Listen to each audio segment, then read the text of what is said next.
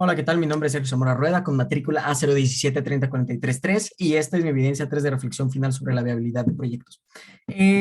Vamos a pasar directamente con la primera pregunta o con el primero que se nos piden, que es explicar el proceso para obtener los principales componentes de flujos de efectivo.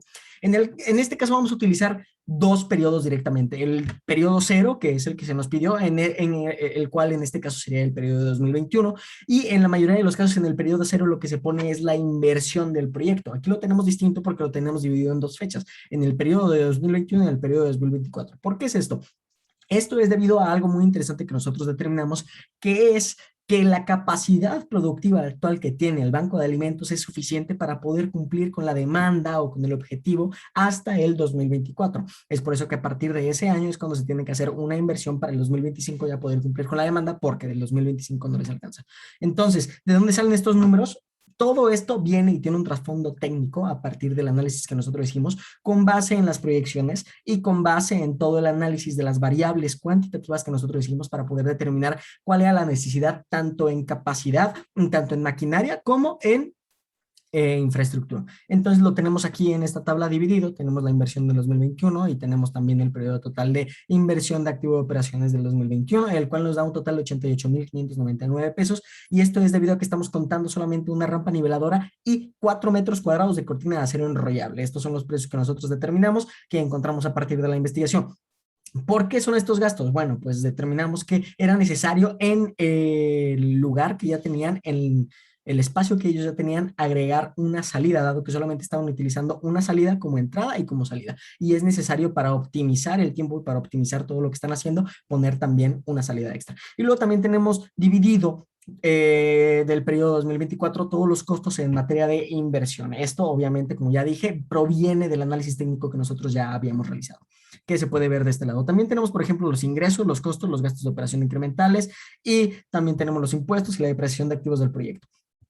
Todo esto proviene también del análisis técnico. Tuvimos un análisis de las proyecciones de cuántos kilogramos se iban a dar anualmente, y también encontramos o nos dieron el dato de que había una cuota de recuperación de 3.25 pesos por cada kilogramo que era entregado. Por lo tanto, nosotros pudimos encontrar el total de los ingresos que se iban a tener. También tenemos, por ejemplo, en gastos operativos, también con los factores de incremento anuales con base en datos históricos, y es lo que tenemos por acá. Y también costo de ventas incremental es dependiendo del número de voluntarios anual que se tienen. Ahora pasamos directamente a explicar los conceptos de la trema, de la TIR y del BPN, conceptos e indicadores económicos. En este caso tenemos una trema del 18%, que significa que se requiere un retorno de inversión mínimo del 18%, y tenemos una tira altísima que es de más de 5,000. Esto hablamos con la profesora Graciela y con el profesor Dagoberto, y nos dimos cuenta que es debido a que no teníamos un factor o un costo que también era variable, que dependía directamente del número de kilogramos que estaban ingresando año con año. Por esto es que nos dio altísimo. Por lo tanto, hablando con el profesor Dagoberto, llegamos a la conclusión de que lo mejor sería encontrar cuál sería ese, por así decirlo coloquialmente, ese colchón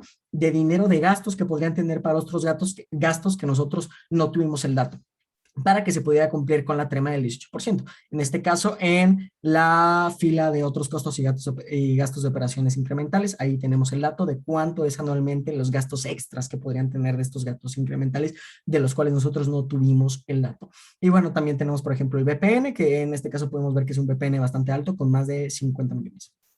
Luego, los factores importantes. Tenemos en los factores importantes los datos cuantitativos, tanto datos históricos como kilogramos procesados, voluntarios, maquinaria, proyecciones, etcétera, etcétera, etcétera. Todos los datos históricos nos ayudaron para hacer un análisis, entender el comportamiento y después meterlo en las proyecciones. Y todo esto nos ayudó a encontrar uno de los datos cuantitativos más importantes, que son los kilogramos por minuto por colaborador, dado que esto nos permite predecir la necesidad de maquinaria de procesamiento a un futuro. Y también en los datos cualitativos, los más importantes que nosotros encontramos fue, por ejemplo, el modelo de negocio, la gestión de la empresa, los objetivos de la empresa y el contexto. Todo esto para entender más profundamente cómo es que tenemos que realizar el proyecto, algo que ya voy a explicar un poquito más adelante, en la siguiente, de hecho.